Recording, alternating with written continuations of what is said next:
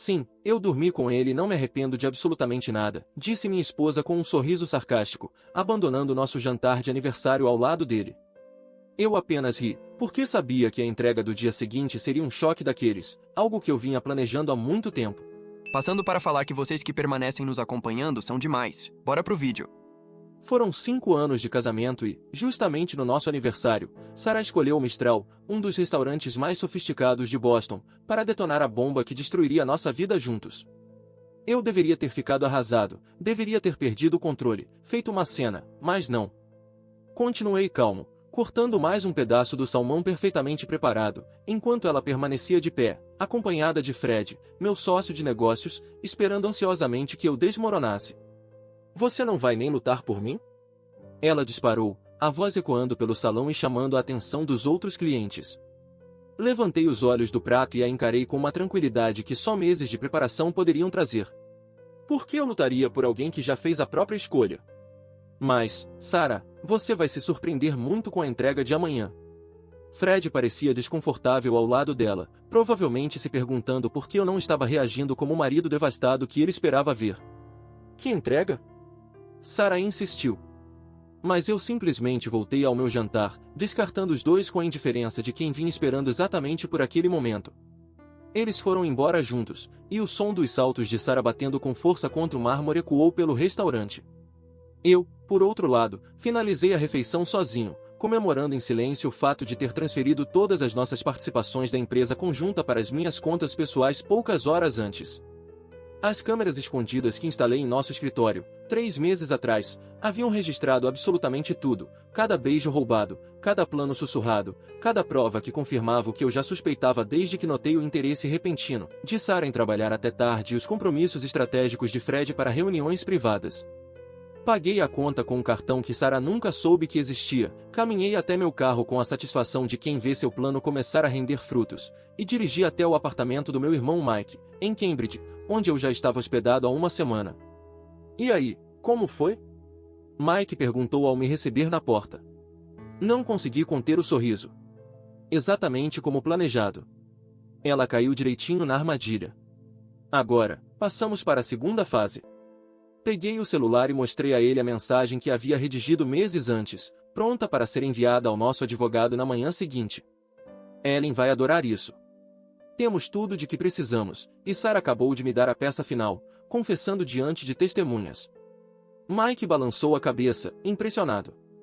Ainda não acredito que você percebeu isso com tanta antecedência. Mas eu tinha percebido.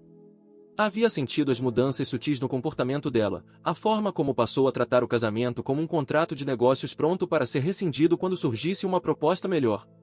E, como consultor de marketing, respondi da única maneira que sabia, com pesquisa, documentação e uma estratégia para me proteger quando o inevitável acontecesse.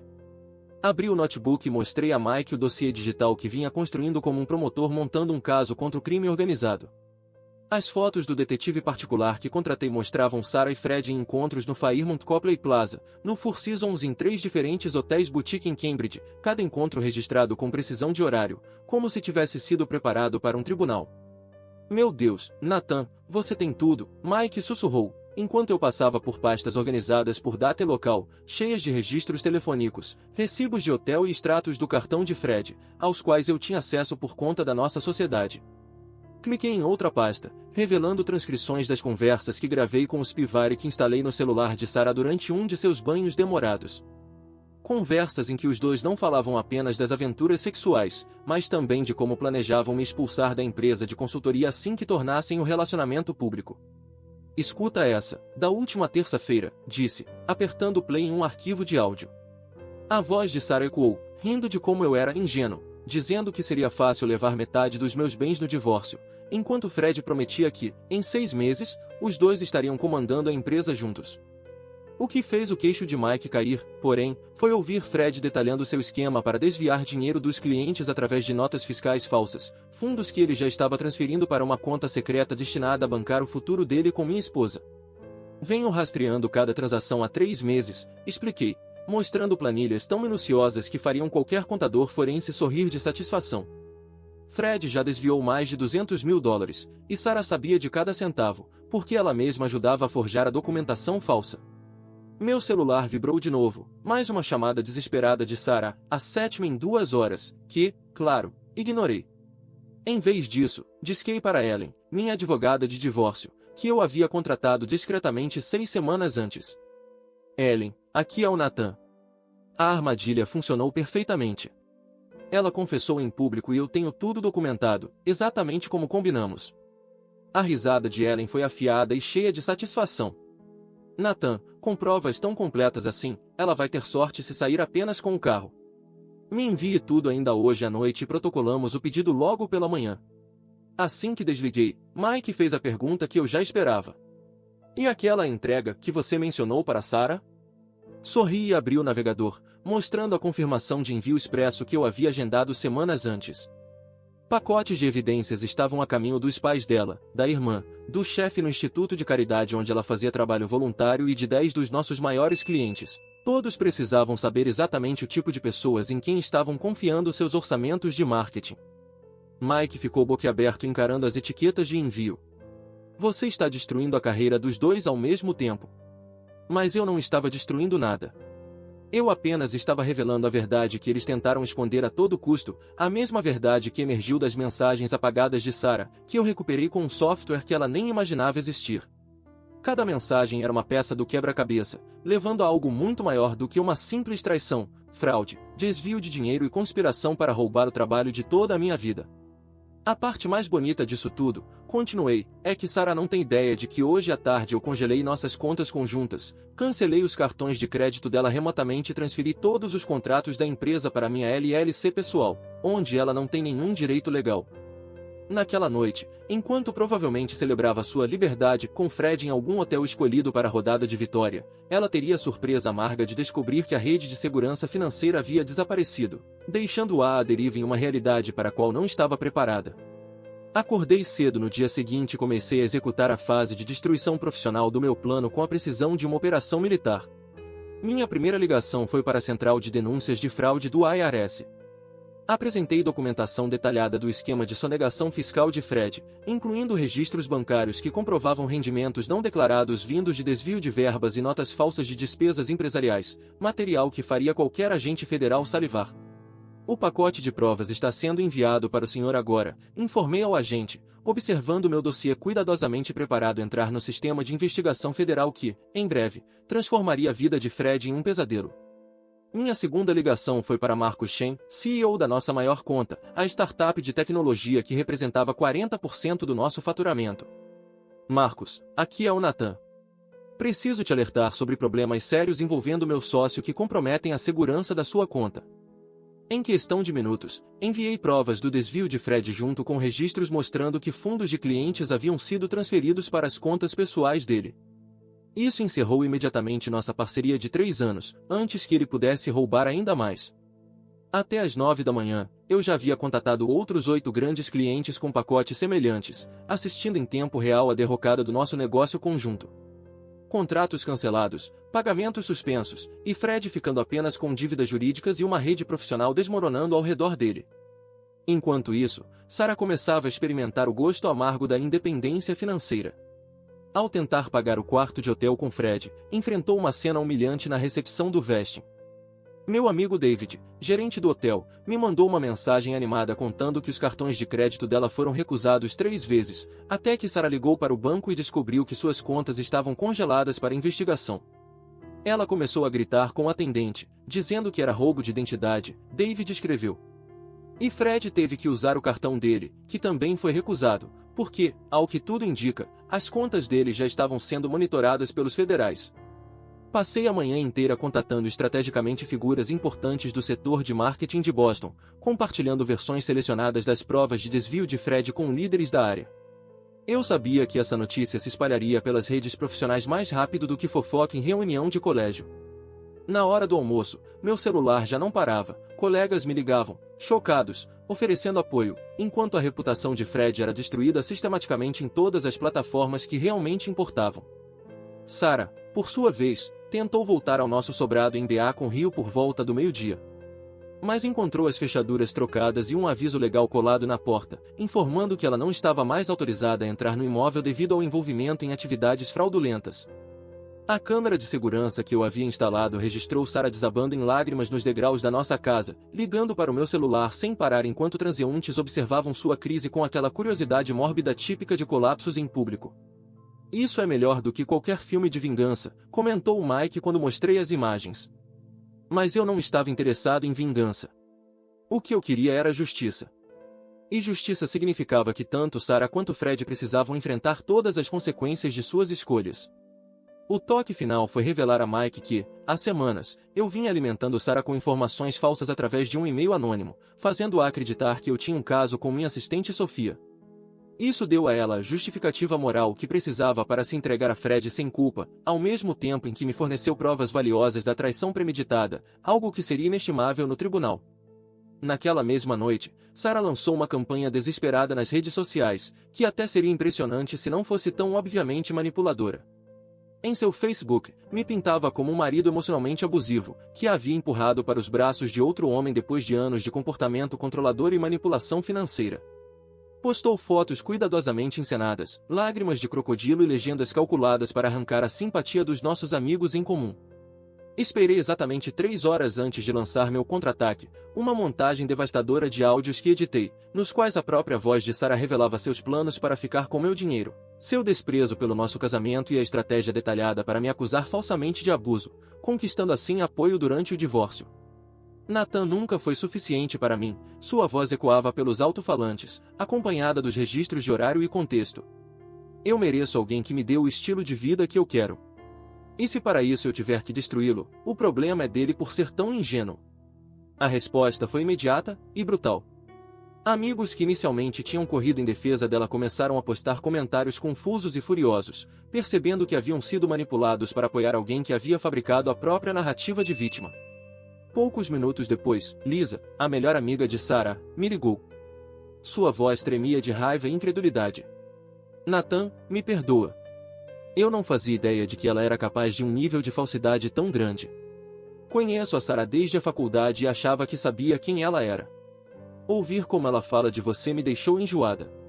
A ligação de Lisa foi seguida por outras 3 conversas com amigos em comum, todos chocados por terem acreditado na versão de Sarah. Agora, enxergavam que os papéis de vítima e agressor estavam completamente invertidos. De forma estratégica, compartilhei com a família de Sarah informações sobre sua cumplicidade financeira. Mandei para seus pais e irmã provas detalhadas de como ela usava dinheiro das nossas contas conjuntas para bancar escapadas românticas com Fred, incluindo recibos de jantares caros e estadias em hotéis pagos com meus cartões, enquanto me dizia estar trabalhando até tarde. Mais tarde naquela noite, sua irmã Jennifer me ligou chorando, pedindo desculpas por ter acreditado na história de abuso. Ela me pediu para mentir por ela, Jennifer confessou. Queria que eu testemunhasse que via hematomas nos braços dela, mas eu disse que não podia porque não era verdade. Agora entendo por que ela ficou tão furiosa comigo. Enquanto isso, Fred se debatia tentando conter o desastre de sua reputação. À medida que as notícias sobre seu desvio de dinheiro se espalhavam pela comunidade empresarial de Boston, como fogo em capim seco, ele tentou me contatar por meio de 3 intermediários diferentes. Ofereceu até testemunhar contra Sarah em troca de eu não levar adiante acusações criminais. Mas ignorei todas as tentativas. Eu não precisava da cooperação dele para destruir os dois. A humilhação pública atingiu o auge quando o Boston Business Journal publicou em sua capa uma matéria sobre desvio de dinheiro em pequenas empresas de consultoria. O artigo citava Fred como protagonista do esquema e mencionava Sarah nominalmente como cúmplice e conspiradora. Guardei aquele recorte de jornal como lembrança do momento em que a traição deles deixou de ser um segredo e se tornou conhecimento público. Assim, todos nos nossos círculos profissionais e sociais saberiam exatamente com quem estavam lidando sempre que os nomes de Sarah e Fred fossem mencionados. A tentativa desesperada de Sarah de reagir veio 3 semanas depois, quando contratou Thomas Bradley, um dos advogados de divórcio mais agressivos de Boston, e ameaçou exigir metade dos meus bens sob a alegação de sua contribuição para o casamento e a sociedade. Eu quase ri quando ela me encaminhou a ameaça judicial, porque Sarah não fazia ideia de que eu já havia transferido a maior parte da participação da nossa consultoria para uma LLC criada 2 meses antes, tendo Mike como coproprietário. Isso blindava meus interesses contra qualquer reivindicação que ela tentasse fazer no processo de divórcio. Sua cliente parece operar sob várias ilusões sobre a própria posição legal, Ellen respondeu ao advogado Bradley, anexando documentos que provavam que, na verdade, Sarah me devia dinheiro. E não um pouco. Estava tudo registrado, desde a participação dela no esquema de desvio de Fred até o uso do nosso dinheiro para bancar viagens românticas com ele. O olhar de Sarah, quando descobriu sua realidade financeira durante o confronto no tribunal, foi uma das coisas mais gratificantes de toda a minha jornada. O controle que ela tanto ostentava se despedaçou na minha frente. Você não pode simplesmente tirar tudo de mim, gritou, a máscara de frieza finalmente caindo. Eu te dei 5 anos da minha vida e você vai me deixar sem nada? Eu a encarei com calma, lembrando que meu celular estava gravando tudo desde antes da reunião. Você me deu 5 anos de mentiras, roubos e traições. Considere-se sortuda por eu não estar pedindo sua prisão pelo envolvimento no esquema de Fred. O advogado dela tentou intervir, mas Sarah já tinha perdido qualquer controle emocional. Sua voz ecoava pelos corredores, revelando a todos o que ela realmente era. Eu nunca te amei, berrou, confirmando aquilo que eu sempre soube, mas nunca tinha ouvido de forma tão explícita. Você sempre foi só a opção segura, alguém para pagar minhas contas enquanto eu descobria o que realmente queria. O Fred era tudo que você nunca foi, bem-sucedido, confiante, disposto a arriscar em vez de se esconder atrás da sua vidinha de contador medroso. A ironia era absurda, ela me chamando de medroso enquanto enfrentava possíveis acusações criminais por fraude financeira. Gravei cada palavra da explosão dela, guardando como prova para o que ainda viria. Ellen então entregou ao advogado uma proposta de acordo bem mais generosa do que Sarah merecia. Ela poderia sair com seus pertences pessoais, sem enfrentar acusações criminais, desde que assinasse o divórcio abrindo mão de qualquer direito sobre a empresa ou sobre meus rendimentos futuros.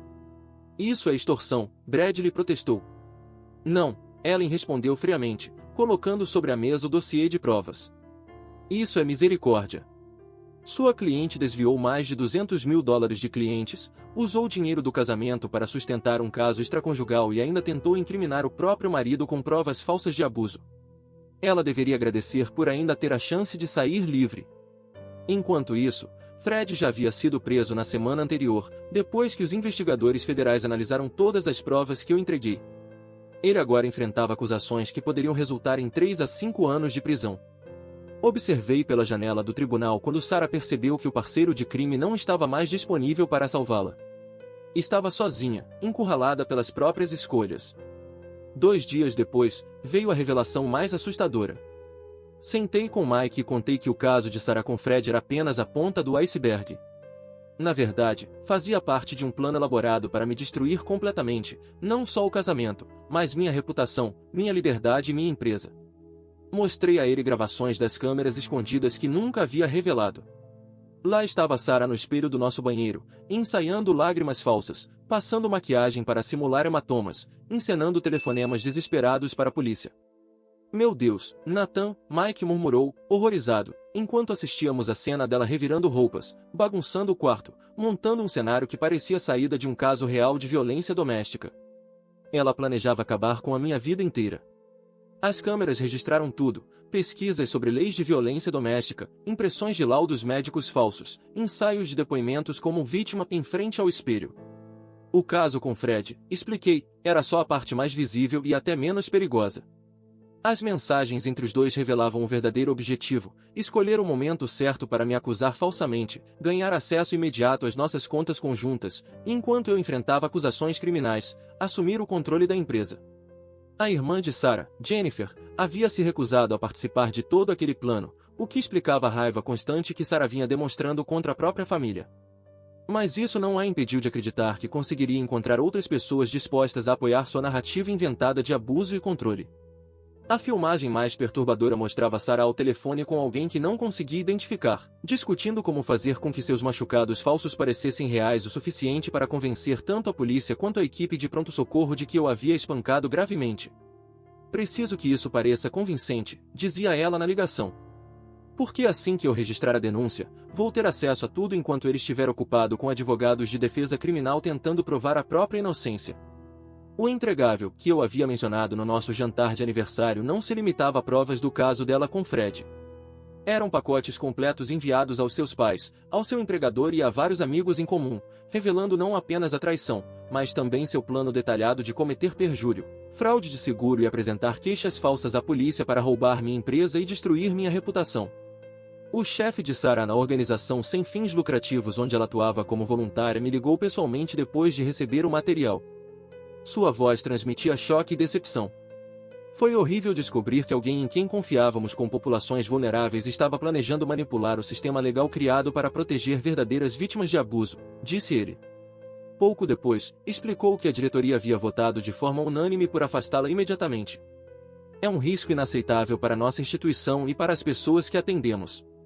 Os pais dela receberam o pacote mais completo, com gravações de Sarah rindo ao comentar como seria fácil manipular a polícia e os tribunais para acreditarem em sua farsa de vítima, junto a provas de que ela vinha preparando esse teatro há meses. Tudo isso enquanto aceitava apoio financeiro e emocional da família, que acreditava estar ajudando em um casamento em crise.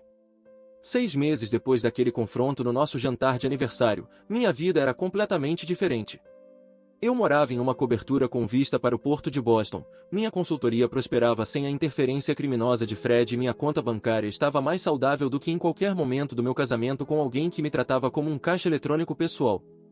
Sarah, por sua vez, havia fugido para a pequena casa dos pais do interior do Maine, sem emprego e vivendo em isolamento social depois que todos ao seu redor receberam os pacotes revelando quem ela realmente era.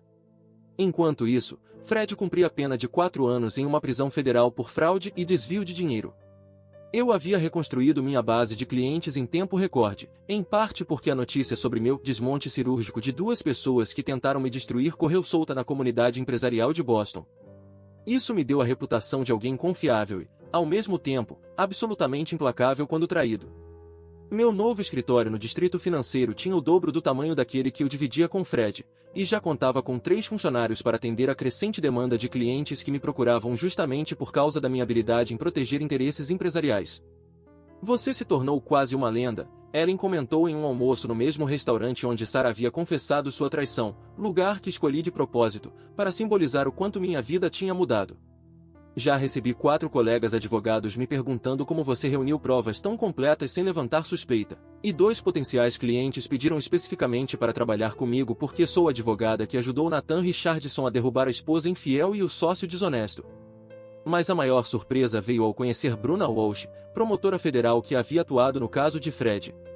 Ela entrou em contato para me parabenizar pela qualidade das provas entregues aos investigadores.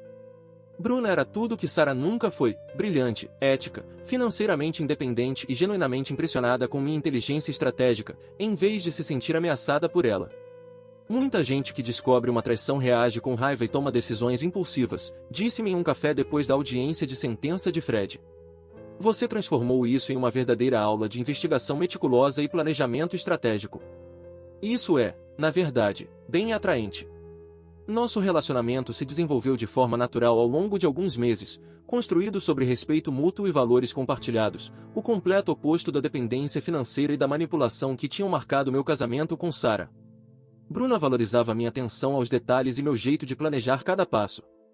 Eram exatamente essas qualidades que Sarah sempre dizia serem sufocantes, mas que Bruna reconhecia como sinais de inteligência e confiabilidade. Eu adoro a forma como sua mente funciona, ela me disse certa noite, enquanto planejávamos uma viagem de fim de semana para Vermont. Você pensa 3 passos à frente e avalia todos os ângulos, o que me faz sentir segura, e não controlada. O contraste não poderia ser mais marcante. Para Sarah, meu jeito organizado era sinônimo de tédio e controle. Para Bruna, era prova de que eu era alguém em quem ela podia confiar para construir um futuro sólido. Em uma deliciosa ironia, toda a experiência amarga com Sarah e Fred acabou gerando também uma oportunidade inesperada de negócio. 3 homens diferentes entraram em contato comigo através de Ellen, pedindo ajuda para reunir provas contra esposas que suspeitavam estar traindo. Ellen riu ao comentar.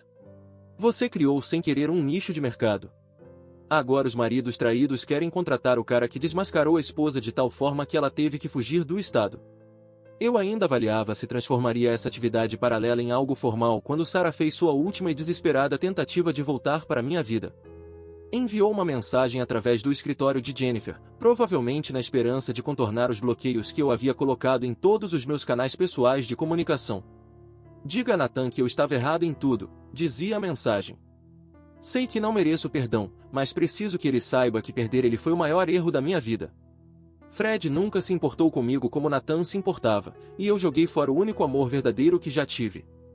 Li a mensagem 2 vezes e a apaguei sem responder.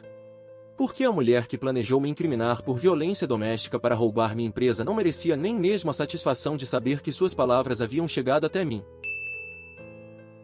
Valeu por acompanhar até o fim. Curte, se inscreva e hypa o vídeo para fortalecer o canal. Amanhã tem mais história para vocês.